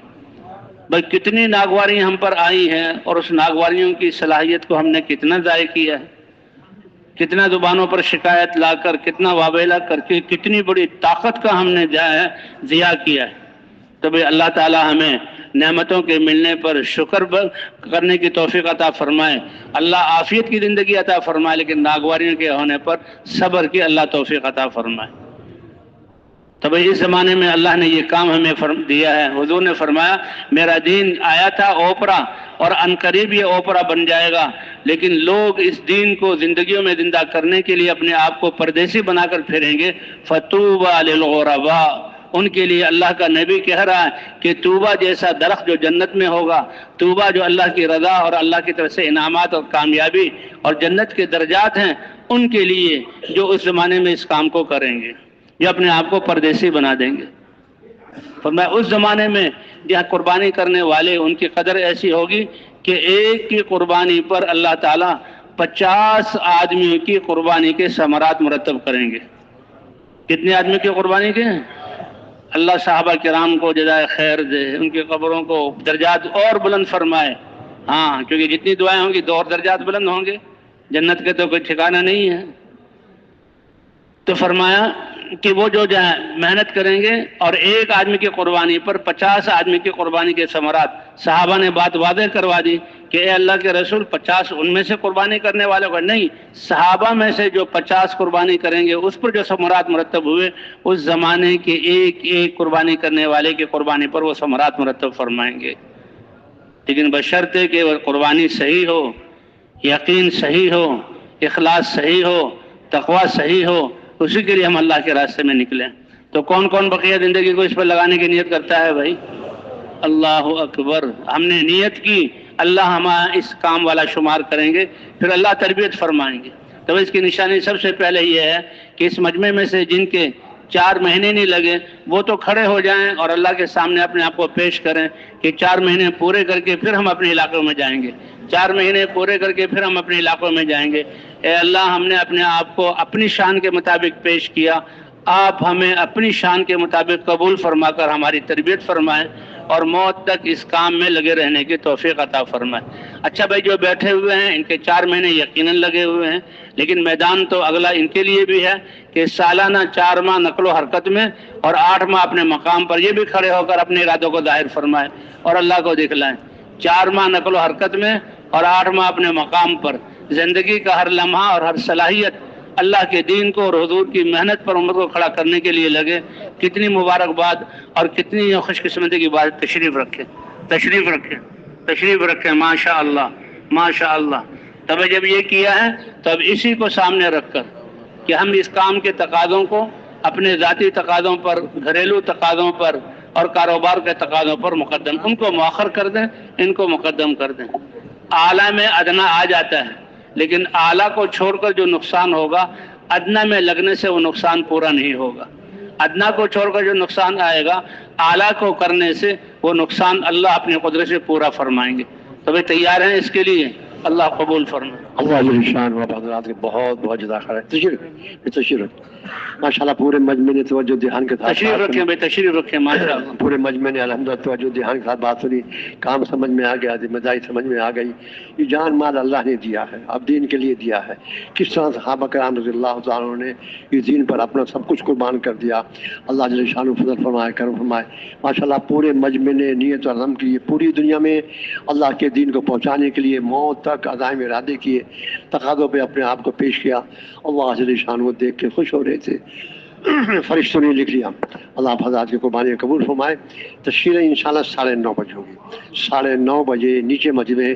بھائی بیٹھو بھائی، بیٹھ جاؤ بھائی، بیٹھے بھائی، بیٹھے بھائی، کھڑے نہ ہو، بیٹھے نہ ہو بھائی. آپ کیسے کھڑے ہو بھائی؟ بیٹھ جاؤ بھائی، اللہ والے بیٹھ جاؤ بھائی. تشریف رکھیں بھائی، بیٹھ جاؤ، اللہ والے بیٹھ جاؤ. مجمع کو آسان نہیں کرو، بیٹھ جاؤ، بیٹھ جائیں. تشریف رکھیں، ابھی دعا نہیں پڑی. تشریف رکھیں. 9:30 بجے انشاءاللہ تشکیلیں ہوں گی نیچے مسجد میں ستون نمبر 131 پر. ہمارے مہمان آئے ہوئے، ان کی جماعتیں بنے گی. اللہ سال کی نصرت کا تقاضا ہے، دور سے دور کا تقاضا ہے. شمال والے، جنوب والے، کم اوقات والے، لمبے اوقات والے، ساری ترتیب قابو آ جائے گی. آسانی ہوگی، آپ کو بھی آسانی ہوگی. بھائی تشریف رکھے، دعا نہیں پڑی بھائی، اللہ والوں دعا نہیں پڑی ہے. بڑی دیر کے تشریف رکھے، آپ کو بھی آسانی ہوگی، تشریف والوں کی بھی آسانی ہوگی. 9:30 بجے نیچے مسجد میں ستون نمبر 131 پر تشریف لائیں جی. 2 جماعتیں اللہ کے راستے سے کام کر کے واپس آئی ہیں. 10 بجے انشاءاللہ کارگزاری کے حلقے لگ جائیں گے. حلقوں میں تشریف لائیں، اپنی کارگزاری سنا دیں. جو جماعتیں کل بن گئی تھیں آج اللہ پاک کے راستے میں جائیں گی. ان جماعتوں کے لیے اسی ممبر سے 10 بجے انشاءاللہ روانگی کی بات ہوگی. ذمہ دار بھائی ساتھیوں کو وقت سے پہلے جمع کر لیں تاکہ وقت میں بات شروع ہو جائے. اور ہر سال 4 مہینے کے لیے تو ماشاءاللہ پورا مجمع ہی تیار ہو گیا. اللہ آپ حضرات کی قربانی قبول فرمائے. مغرب کی نماز کے بعد نیچے مسجد میں ستون نمبر 146 پر تشریف لائیں. تشریف والے بھائی موجود ہوں گے، انشاءاللہ آپ کی ترتیب بنائیں گے. میرے بھائی اور رائیون میں ہمارے یہ 2 ہی کام ہیں. ہر اجتماعی عمل میں شروع سے آخر تک توجہ دھیان کے ساتھ بات سننا، اور جو بات عرض کی گئی ہے اس پر خود بھی آنا، اور ایک دوسرے بھائی کو دور سے دور اگلے سے تقاضے کے لیے دعوت دے کے تیار کرنا. ہمارے یہاں ماحول ہو، ہم دعوت دے رہے ہوں، دعوت سن رہے ہوں، دعوت دے رہے ہوں، دعوت سن رہے ہوں. کوشش فرمائیں گے انشاءاللہ جی. اب دعا پڑھیں. سبحان اللہ بحمدہ، سبحانک اللہم بحمدک، نشہد ان لا الہ الا انت، نستغفرک و نتوب الیک. سبحان ربک رب العزۃ عما یصفون وسلام علی المرسلین والحمد للہ رب العالمین. آمین آمین.